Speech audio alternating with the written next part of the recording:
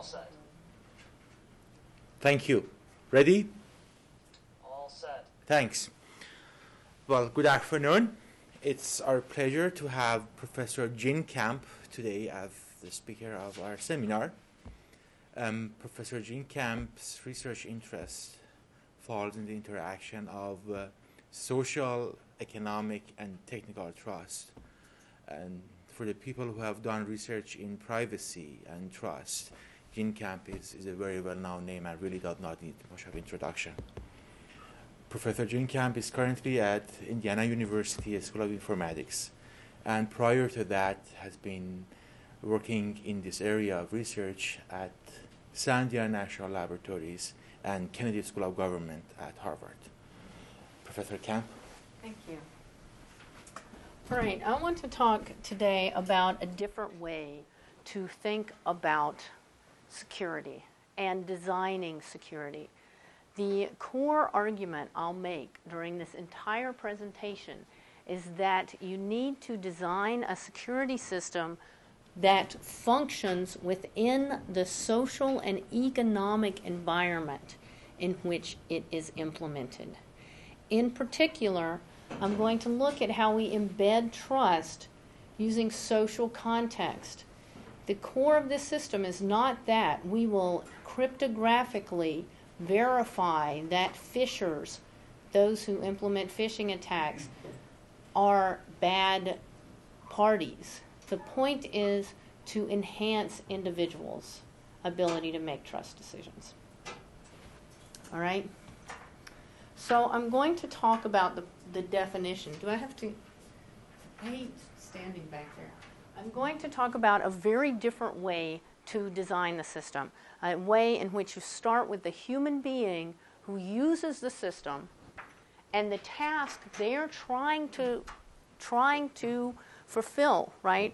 So we had this joke at Sandia National Labs when I was in the security group.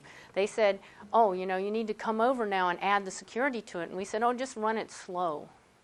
We never really did that. But that's the idea, that security is something that gets in people's way and people want to avoid it, right? The proposed system, we look at the interfaces. I talk a little bit about the simulation. If I have time, I'll talk about the protocols. But before you'll see how the interfaces lead to the protocols. And I will leave this presentation. You'll have the entire presentation with the protocol slides if you're interested in obtaining it. So it's on this computer. So what's our core problem statement? This is our core problem. We need to create reliable economic signals to inform individual decisions. I will assert that no human being has ever been so drunken that they walked into an internet kiosk in Nigeria and thought they were at the bank. All right? I'm just going to push that assertion to you. We have thousands of people do that every day on the internet. People are not making informed trust decisions. All right? So let's talk about designing for trust. Let's start with human trust behaviors. It's very different. Instead of starting to discuss your work factors. Trust, what is it? Fundamentally, trust is about simplification. Trust enables activities to happen that could not happen otherwise. So that's why trust but verify is kind of a joke, because if you can verify, you don't have to trust. There are three things that make a decision trust. One, the action cannot happen without it. Two, there's a time lag. Like, okay,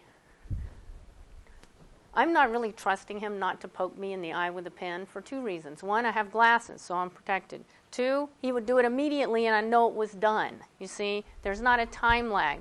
Whereas if I gave you a message or a pen and I said, promise me you're going to poke somebody in the eye with that pen later, there'd be a time lag and it would be trust. And then the third thing is you cannot necessarily know who is the responsible party if it happens later. The thing about trust is it encompasses what we think of as discrete technical problems.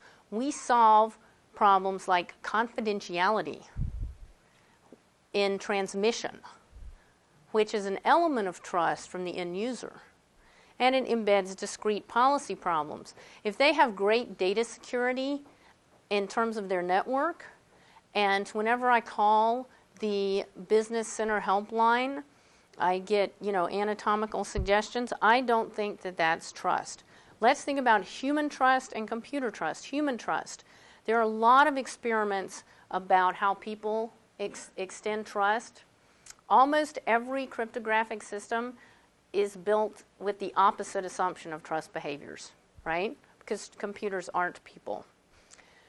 And at the philosophical level, trust is a need. So you need to accept that individuals will begin with being trustworthy. And that it's a tool for simplification.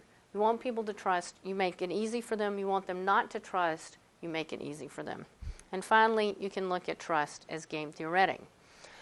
There's been a lot of research on how human beings behave with respect to trust. One of them says, human beings don't differentiate between machines. Computers are very good at differentiating and not very good at categorizing, right? What's a table? You and I, if we walked in and there were a table and it was here, it was this wide and it only had one leg, would not be confused and say, oh, one leg, it's a stool, right? The computer would be confused. So we like to lump, and computers like to differentiate. Humans also become more trusting of the network. Every study of human trust has shown that people, the more they use the computer, generally instead of becoming more savvy and slick, they generalize. They say, well, I've used this computer a lot and it hasn't exploded, so I'll go ahead and trust it. Is there a major road next to this university by any chance? 65. Yeah, okay. So when I worked at Harvard, there's this incredibly busy road, Massachusetts Avenue, that goes right through Harvard Square.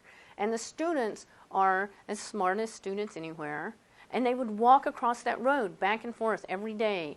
And every semester, some student would get hit because they didn't look. Why didn't they look? Because they'd walked across that road successfully every day. We do the same thing with computers. We're very bad at risk. And we default to trust. And like I said, in the slide, there are reams of validation of how people default to trust. And that is what so much fraud is about.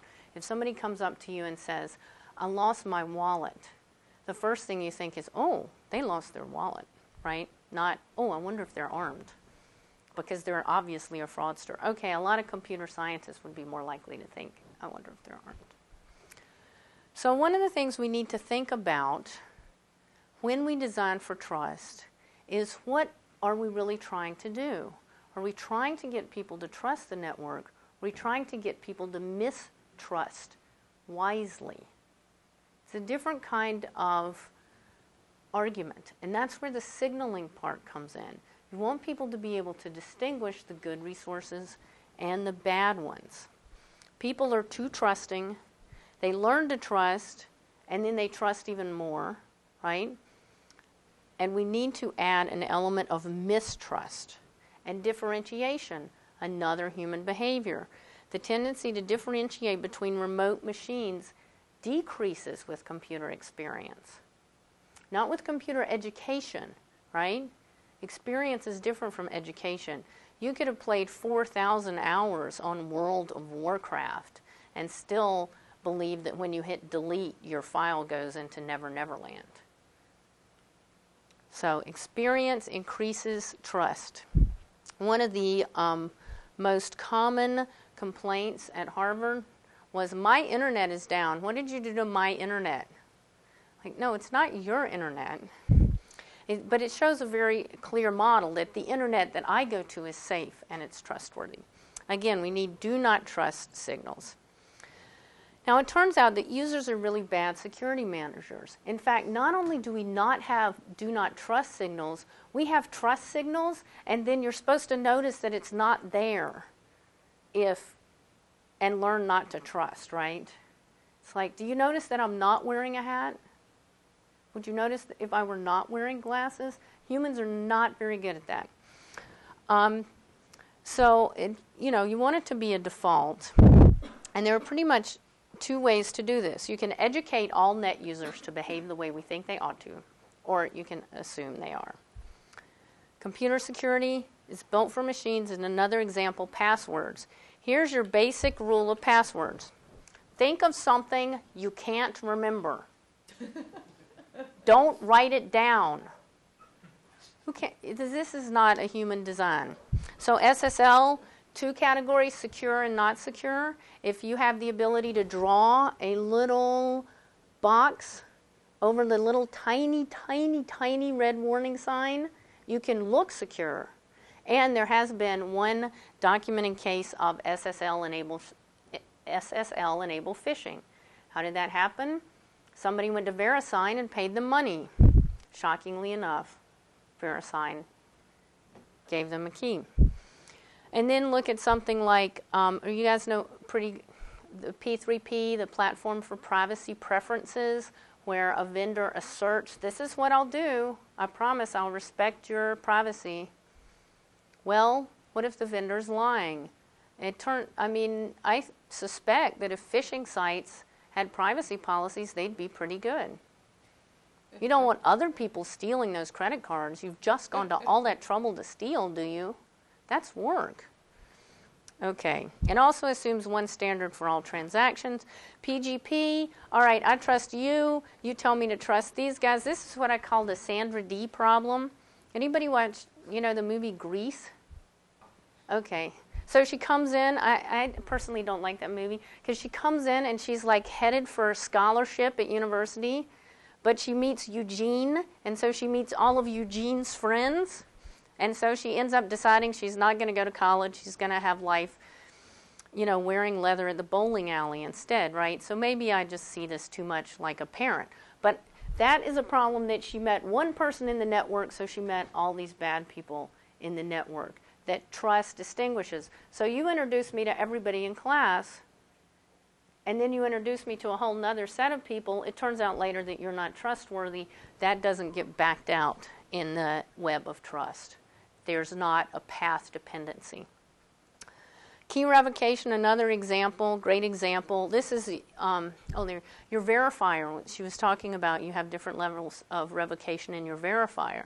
It makes a difference if somebody's credit card is stolen, if it expires, or if when they showed up it was stolen to begin with. There are different kinds of revocation. All right. So I've argued human trust is an important element of computer security design. One, that's the first thing I've argued here.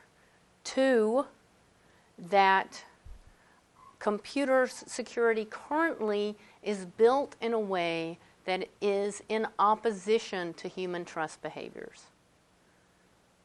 So everybody is with me now. Okay. What are we going to do? What shall we do? One, we get computers to do what computers are good at. What are computers good at? They're good at processing data, storing data, transmitting data, and distinguishing between very different types of failures. What are humans good at? We're very good at understanding context. We're good at lumping behaviors, right?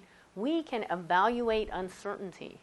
Maybe not with the level of detail a computer can evaluate uncertainty mathematically, but human beings are fairly good at order of magnitude risk evaluations.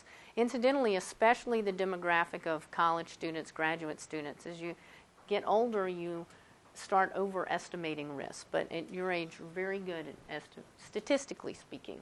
So let's start with humans. So what do humans have with trust? We have pre-existing social capital. We have a tendency to trust each other. We have social networks, networks of friends, right? That's what I want to talk about building on. So the first thing is we have to think about, well, what do we want to build for users? We have to have a meaningful signal if we want to build this for users. So it turns out we're not even talking to users, right? So identity theft. Identity theft worries many people, and reasonably so. It's unauthorized use of authenticating information to assert identity in the financial namespace. I'm just saying that's a good, solid definition. That's not what we call it in security. ChoicePoint had an internal process violation. They accidentally faxed 145,000 records to Kinko's. I think this is some kind of achievement, actually. And they didn't notice it was the Kinko's, and then it wasn't a real business. In fact, they didn't notice that the 6 businesses they thought they were faxing to all had as their office the Kinko's. So it was, you'll be relieved to know, a violation of their own internal process that says we do not fax huge chunks of information to Kinko's. In Berkeley, there was a security violation. This is a process violation, right? We know these are different. A process violation is different from a security violation, which is different from a confidentiality problem. Bank of America, right, backup data 1.2 million records because they lost their backup data and they did not at this time encrypt their backup data, right? This is the same for everyone. Everyone who lost a Social Security everyone whose Social Security number was picked up by a thief had the same experience. They don't want to hear about internal process violations. They want to hear about being safe from identity theft. There we go. I don't like standing behind this because I feel like you're so distant. But this isn't working either. So, one of the things people are pretty good at are making contextual decisions. This is the ladies' jewelry market in Hong Kong. This is Tiffany's on Fifth Avenue. You can buy pearls at both of these places. One place is better in terms of credit card fraud than the other place. One place is better in terms of accurately representing whether or not pearls are natural pearls, whether or not they're fresh water, right? Can you guess which one of those is more, trustworthy? We have offline a lot of ways to identify resources as good or bad because we have a lot of context. Now, compare this. This is even more extreme. At least those were both jewelry markets, right? This is a bank. This is like somebody's machine in somebody's house that is being manipulated by organized crime, right? And look at the difference here. Here's the difference, right? It says SunTrust Online, and the URL is different. But that's a decent, you've got to admit, checking space SunTrust is a pretty good phishing URL, right? At least they have I thought this was a fairly good phishing site. How are we going to solve this? Well, economics tells us that signaling is a way to solve this. Because what you have in Tiffany's and the Hong Kong jewelry market are a set of economic signals. In economics, a signal is an element of information that is difficult to falsify and that differentiates resource types. So certainly, as you're here getting your master's degree, you're learning something very valuable and you're participating in a socially valuable endeavor. The other thing is you're getting a signal. When you give this master's degree to an employer, it will say, oh, you're the kind of person who can figure out what classes to take, who will get up in the morning and show up for classes and finish your work by deadline, and you have the intellectual capacity to master this material. It's a signal to your employer. That's what straight A's are.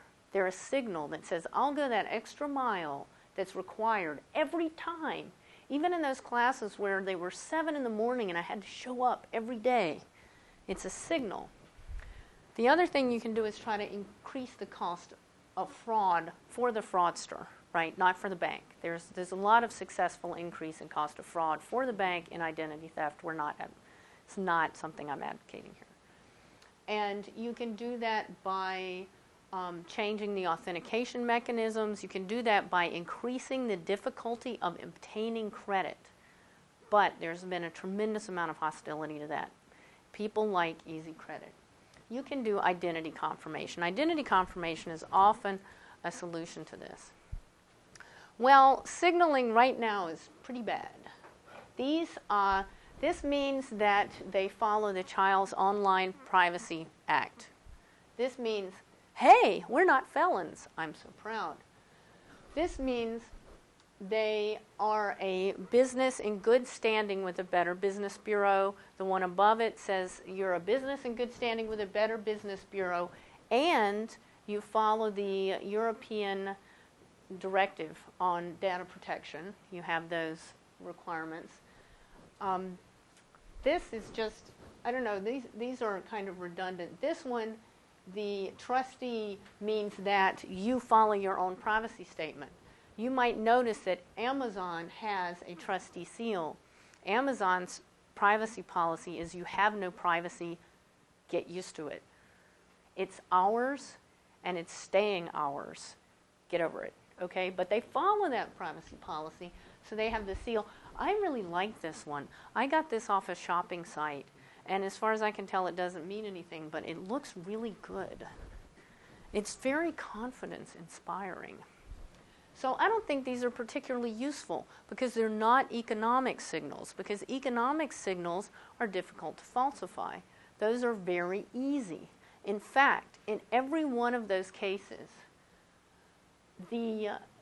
like if you click here, instead of looking at the website, so the website, it goes, HTTP request, and you get information about where you were directed from. These Better Business Bureau and trustee look at the string that is sent to them by the website that you're clicking to verify on. So you can copy the site, you copy the little piece of code to your website, and it says, in that other site, it would say, is SunTrust checking good? Oh yes, SunTrust checking is good. But what the user sees is this website that claims to be SunTrust checking good. See the difference? It doesn't check the URL from, it checks what's in the call to the site. Okay. So I say it's, this kind of seal is more useful, at least, they're cuddlier. Right. Identity confirmation, well, we have identity confirmation. It turns out VeriSign protects you from anybody's money they won't take. Anybody that, that won't give them money, you're safe, right? This is not a very good identity mechanism, really. And the other thing is uniqueness. There's this thing called the Joe Wilson problem, which predates Valerie Plame's exposure as a covert agent.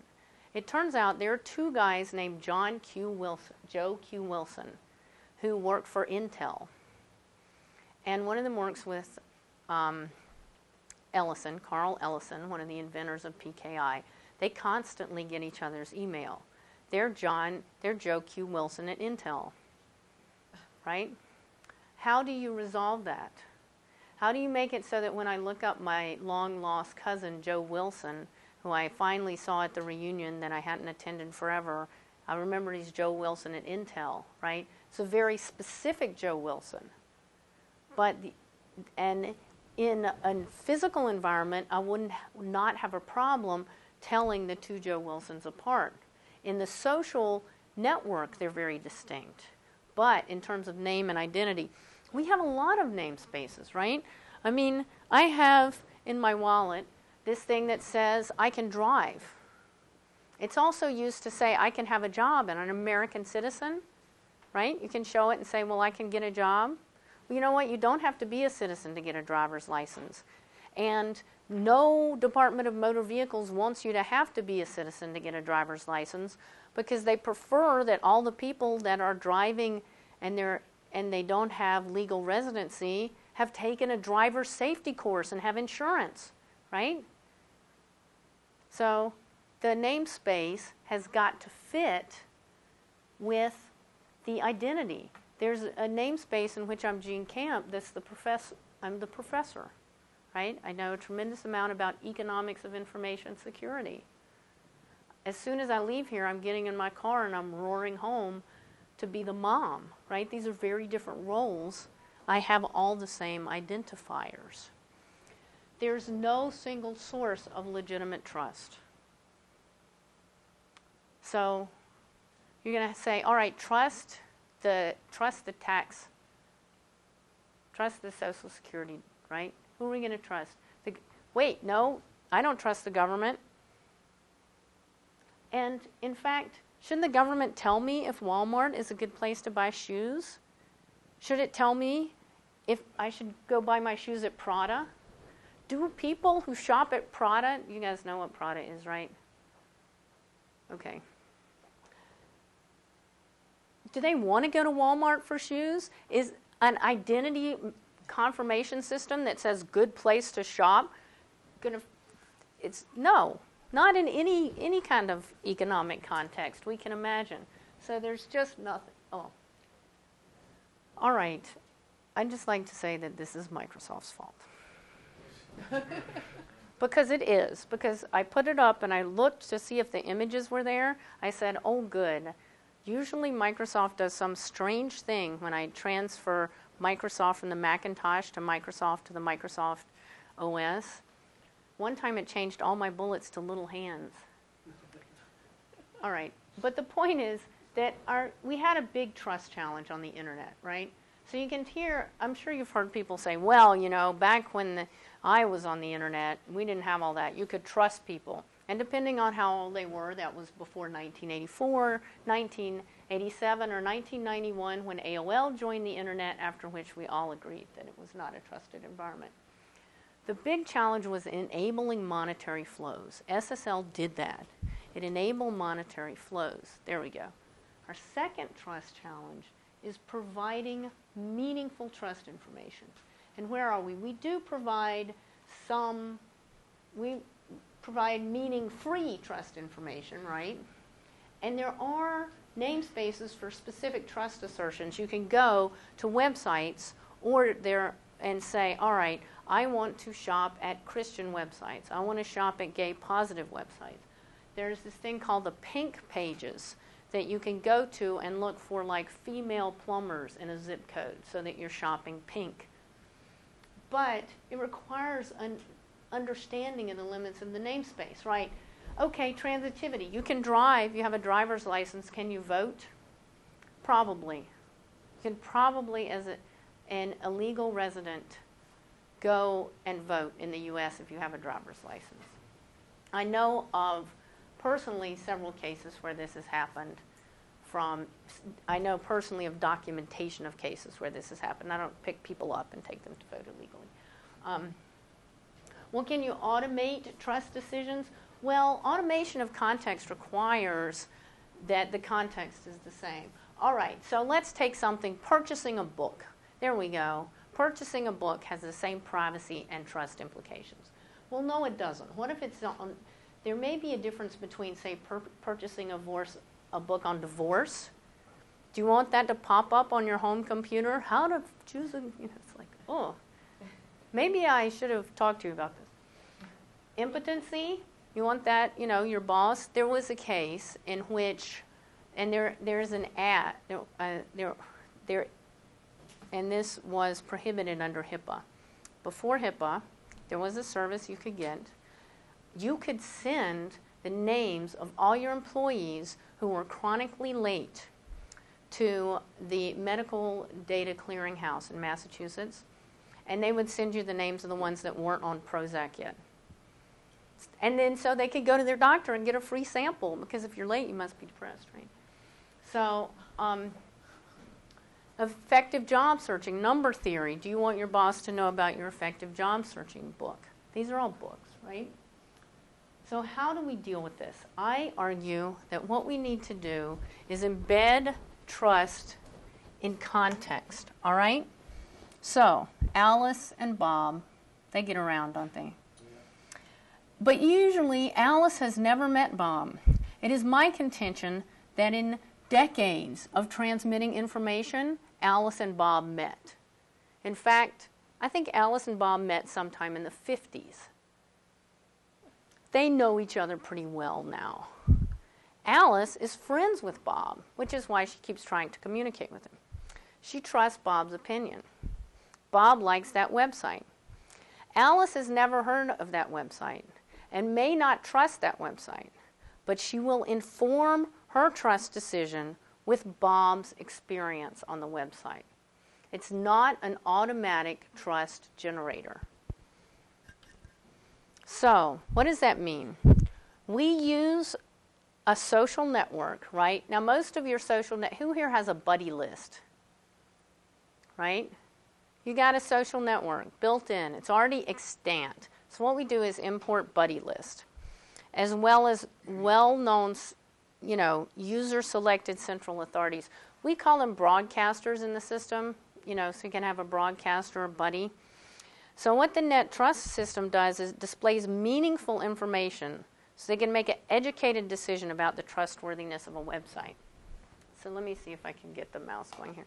We did these user tests. So since I've done these user tests, you see how that face has kind of, it's not happy.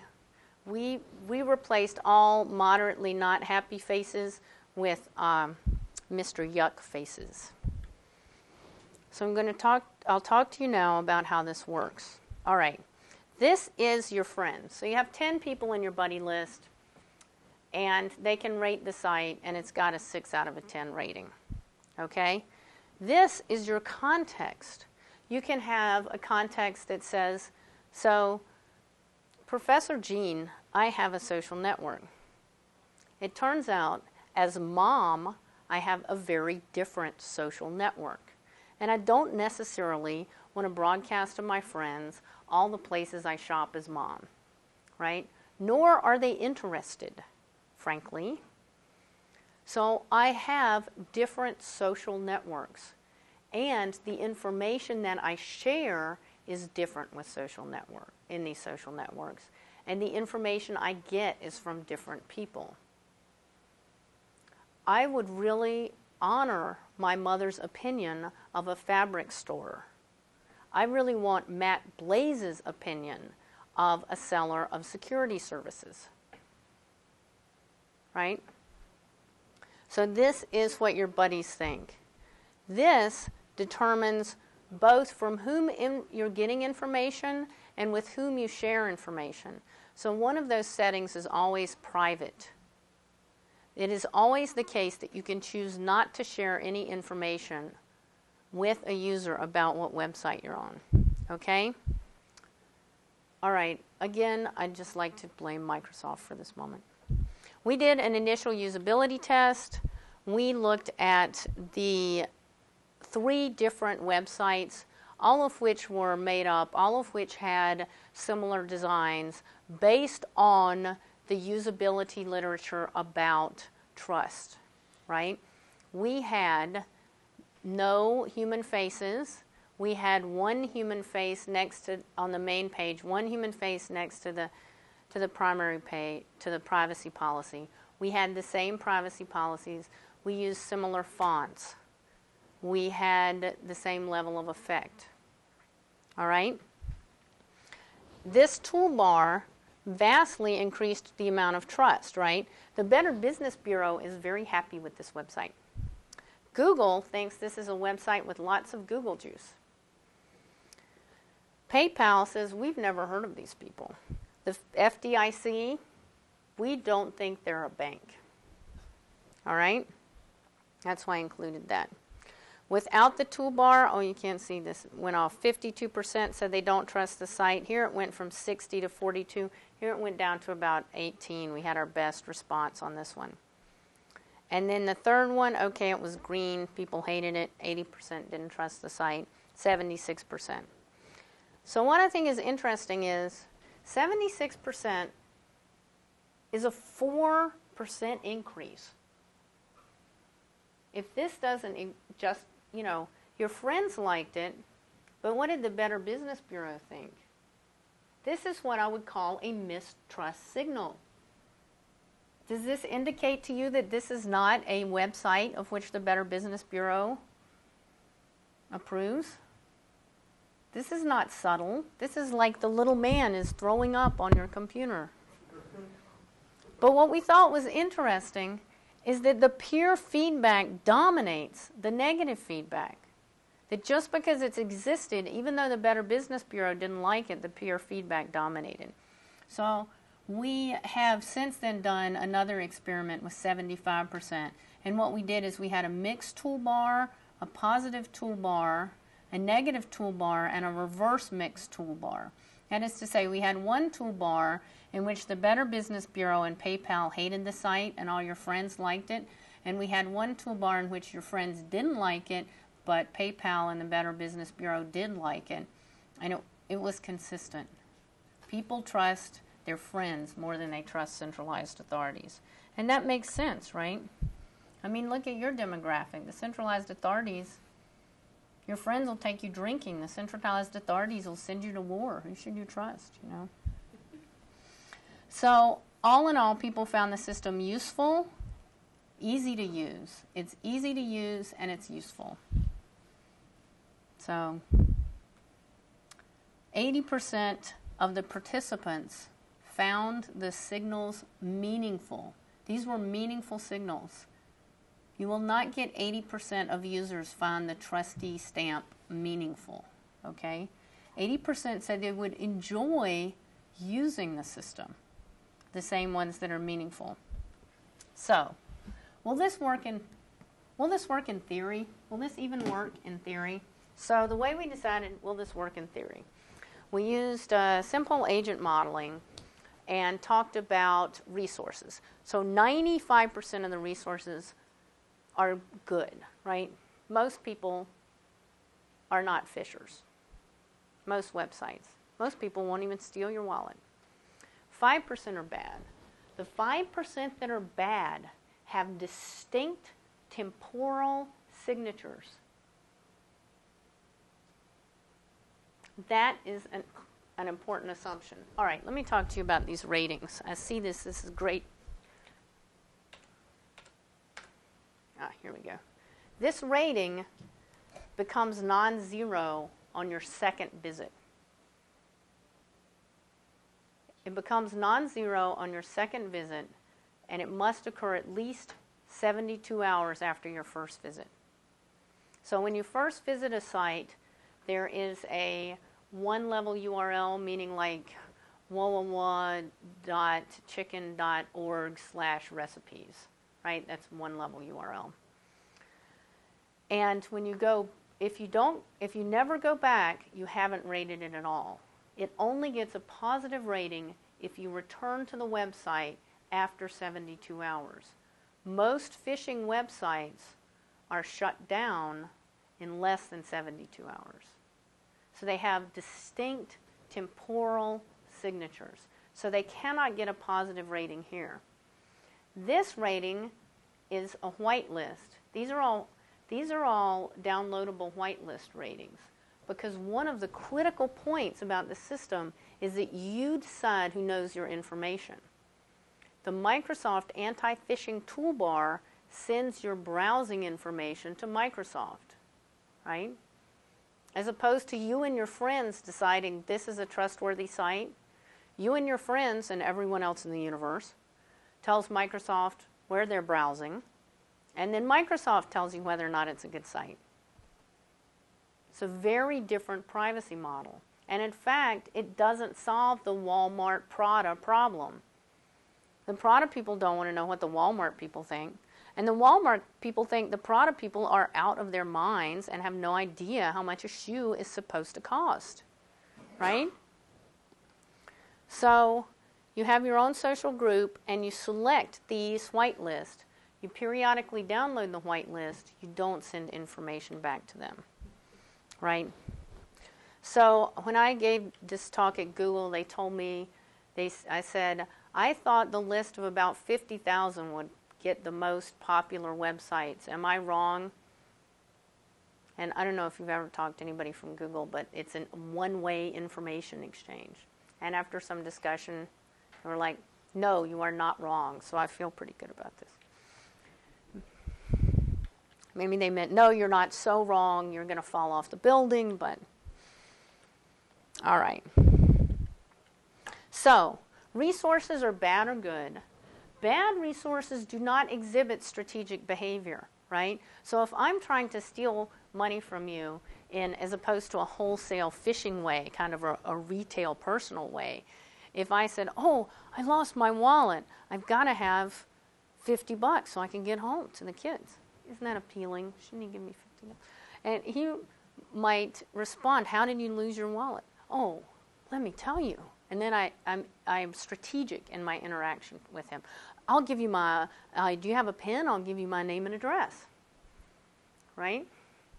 So you can, in that kind of situation, the person is acting strategically. In phishing attacks, they're not. They go up and they try to draw people to them. They don't have strategic temporal behaviors. Good resources have an enduring identifier. That's all this requires. Good resources have an enduring identifier. Bad resources are limited in their ability to have strategic temporal behavior. Okay? And that there's a limited ability to discern type among the users. So, we have this network, and it's got like 5% really clueful people that are right 95% of the time. Every time they see a resource, they say, this is a phishing attack. This is a bad resource. This is a good resource. So you've got some people that are very close to right. And then they tell their friends, and then their friends, right, have a 50-50 chance of getting it right. They're basically flipping coins. We're talking my second cousin here. My second cousin with an alcohol level of 0.1. All right. Very simple model of network actors, right? We use this, that's a very simple model where you have close links and then you generate random links. So think of it as a circle where you're connected to your immediate neighbor, and then a certain number of links across the circle, a certain distance are generated, right? So that's our social network link, that you're close to the pods next to you, and you are randomly connected with some other network, okay? And the decision rule, a number of the neighbors who've also visited and typed that resource. And most of them are just kind of wandering around the internet, pretty much clue-free. So under the basic conditions, networked actors are very good at rejecting bad resources. In fact, these actors can achieve up to about 95% results. The guys who started out just flipping coins, they get up to about 95% right, just by having a social network depth of 2 and having that information feed to them. They do need some exogenous information sources. We have the exogenous information sources. Those are the little happy faces and Mr. Yuck, okay? So there's reason to believe that the theory is good, that you can compile and leverage human trust behavior, and the simulation suggests potential value. That leaves us with another question, which is how to build it. So I thought about the monkeys at the typewriter thing, but I decided that was taking this whole peer production too far.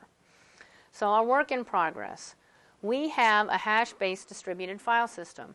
When I distribute the gene, Professor Gene, I have a 108-bit random number that is the name of an RSS feed. Okay? That RSS feed is nowhere publicly connected to me. It's registered only on my computer. The only people who know it connects to me are the people who I invite to participate.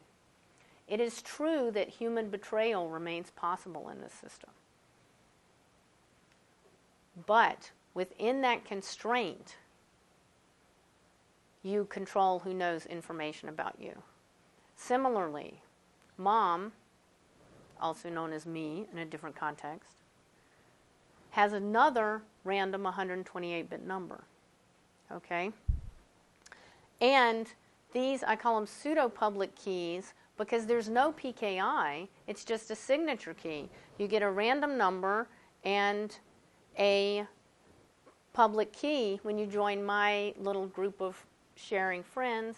That way you can check my download, you can check my history feed that I'm sharing you. All right? So I have about 2 minutes and 40 seconds left, so I have the other protocol slides. The conclusion is using context for signaling provides a unique context based on personal history because your own personal history feeds back. Except if you mark a website private, there is no record kept of that visit, period.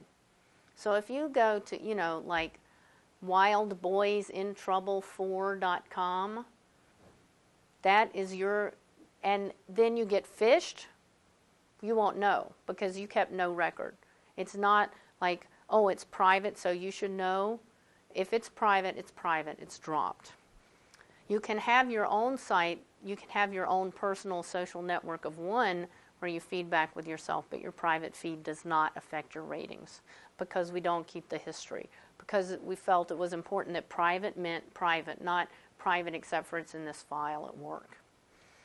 And we are working to develop prototypes. And then the rest of the slides talk about how you get invited. We said you don't want to start with a single trusted server. But in fact, of course, on our prototype, we'll have one server, and we're going to add the distributed file table later because we want it to work first.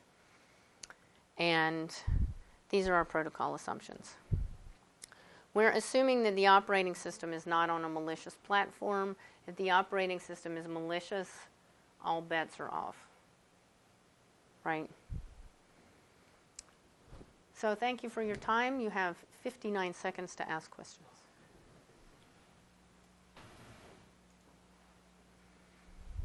There are also 3 papers on this written from various perspectives. You can see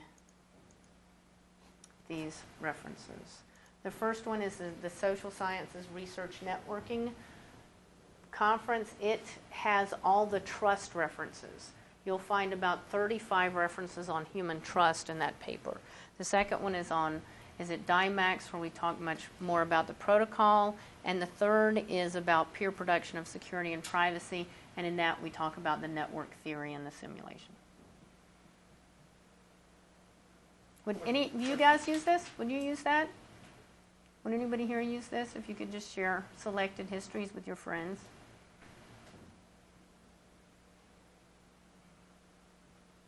I've got some nods and one look of physical discomfort. Questions?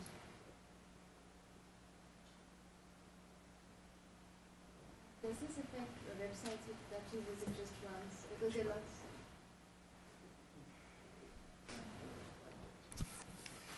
So there are websites that we just go once. I mean, for banking, we are pretty sure that this is the right website unless the URL suddenly becomes really long. But we Google so many things and we just click on websites while searching for material.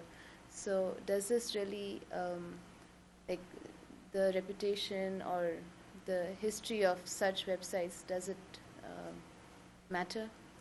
Well, that's an excellent question because the efficacy of the system critically depends upon the homophily of the social network. That is to say, if my social network is highly self-correlating. How many people in here have been to Matt Blaze's crypto site? Okay. How many people here are not going to raise their hand no matter what I ask? How many people here go to Schneier's cryptograms? Right? You have a fairly high degree of homophily. How many here bank at the Purdue credit union? Right? Your social network is likely to have a high degree of homophily. Even if you had this group of people here, you would have very strong signaling for many of your leisure websites. Now, it only works to the extent at which that's true, and that's why we also have other major websites. If you go to the identity management website, you probably want to know, is this, a popular identity management website, right? Is this in the top, 50,000 websites that are visited? Or is this one that my friends in identity management visit? Those are two different questions. In that case, you want to know the second question. If what you want to do is buy flowers, you probably want to go to one of just the top generically visited websites. And in terms of the websites you just click once, yeah, hopefully nobody went to see the hamster dance twice. That's just, Any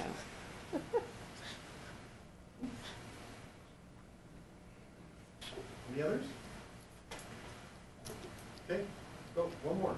Yes, following this question, have you thought of, in your ongoing research, have you thought of putting some constructs for measuring, like this reputation, this signaling thing, like the number of transactions with one specific site, or the history, or the period of time that they're doing? So you come up with some measures for this trust. we do measure how often you visit a site. We measure how many times you visited a site with the expectation that it's 24 hours between each visit. And that's how we define visits temporally, because that's the simplest way. And then your visit decays. That is to say, if you've visited it 3 times, and you can have a maximum score up to 5. So you start to decay. After 24 hours, it goes up. And then it starts to decay. It goes down to 1.5, right? But then when you visit it the next time, it goes up to 4, and it will go down to 2. So the idea is that there's also a decay over time. If you visited a site last week and the week before and the week before that, that is a site that you might rate more positively than if you visited the site 3 times when you were in high school.